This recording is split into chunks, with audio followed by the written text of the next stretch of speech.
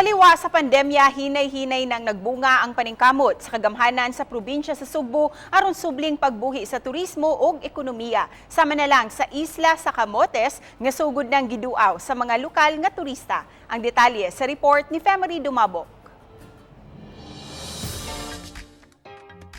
Kining puti kayo nga baybayo nang usa sa gipasigarbo sa isla sa Camotes. Nga bisan layo pa ka, nagpangamay na.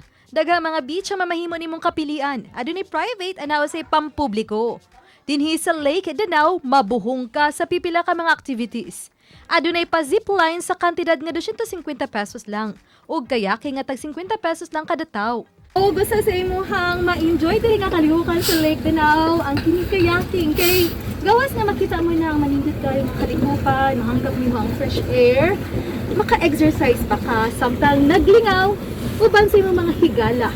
Of course, with maximum health protocol. Mahimo kini nimong buhaton uban sa imong hinigugma o baka sa imong barkada. Anaw usab sila'y mini zoo. Dili usab mawala sa imong itinerary ang pagsud sa mga langob. Hinuon ang uban kinahanglan mong mula ka og pipila ka metro pasud gyud una pa nimo makita ang tin-aw ug bugnaw nga tubig.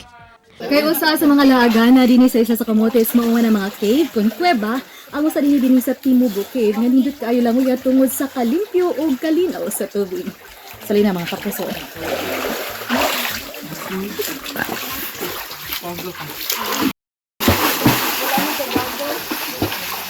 Anaw sa ilangog nga na-discover tol sa World War II sa Manining Heaven Cave ug mas nailausab nga Miracle Cave.